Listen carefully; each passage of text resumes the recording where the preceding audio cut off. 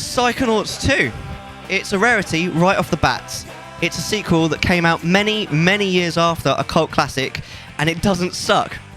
It follows on a mere 3 days from the end of the first Psychonauts game, from back in the PS2 era, with a mini-story in between that is called up for those who want it in a beginning cinematic. But this game goes even further by being better than the original in almost every way, while not changing really anything of the core gameplay. Seriously, the controls are tighter, the mechanics work better, the characters are even more endearing, and the levels are even more fun and well thought out, with both intuitive level design and a smattering of level-specific gimmicks that are a genuine joy to experience. I really have to commend the amazing sense of humour the game displays throughout, and the fact that many facets of the story manage to be both funny and occasionally poignant at the same time. The way it relates to real-life issues is genuinely clever, and even when it touches on serious and, for some, uncomfortable issues, the game keeps things light and keeps you laughing and moves on quickly. It's honestly a bit of an emotional roller coaster, but in the same great way that Scrubs was, in that one moment you could be laughing your butt off, the next moment you're almost in tears, and then a few moments later you're laughing again. This is the very definition of good script writing, in my opinion, and Psychonauts scores top marks from me there. The only place I feel Psychonauts 2 could improve, and where I think it struggles to match up against the original, is in the overarching story. While each separate area has a micro-story which is easy to follow and, on the whole, very neatly told, I feel like the overarching narrative is confusing in a lot of places and struggles to hold the story together. I think if anything, it suffers from being a bit overcomplicated and just a little too clever for its own good, as several times when a major objective was completed, I found myself at a loss for what to do next. Once or twice, I was even asked, what is the story about? And I found myself unable to answer. I know a part of this is because maybe unwisely I skipped the catch-up, but a lot of it is due to an overabundance of side characters and just a few too many story tangents to keep a reasonable handle on.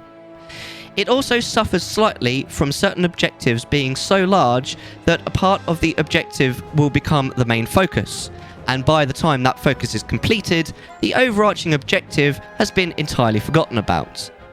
The game tries to remind the player by having the main character talk to himself, which is a fantastic mechanic that works well in many ways in the game, but it isn't enough to string the narrative of this story together. I also have to say I really disliked the map.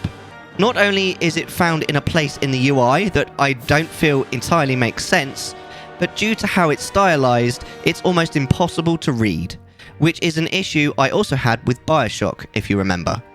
Please, can we stop with these super stylized yet ultimately useless maps, as I genuinely had absolutely no idea where to go on several occasions. The only other slight issue I have with the game, which was a problem with the first game too, is that because the game is so good at utilizing all of the abilities in so many areas, I found myself in the menu having to switch out which abilities I had mapped to the 4 action buttons super regularly. It is better than it was with the first game, with the levels generally having a pretty clear-cut 4 abilities to use, though this wanders near the end, but the overworld mixes things up so significantly, it can be difficult to know which abilities to place on the controller and which to leave out. It's nice to have variety, but I think a bit more cohesion would have gone down really well, or an easier way to switch between abilities. I love this song. Chat Black, innit? Finally, I need to say a word on the combat, which I thought was going to be annoying at first, but actually was a lot more fun once I was used to it, and was pretty well balanced, with a pretty forgiving amount of health pickups, and a respawn mechanic that occasionally felt strict, by way of taking you back a long way, but crucially, never felt mean. Overall, I really have to commend Psychonauts 2 for being a seriously fun, funny, but often hard-hitting game that makes you really think, seriously laugh, actually cry, and probably smile pretty much throughout. If you don't gel with the irreverent humour, I can imagine the entire experience being really grating.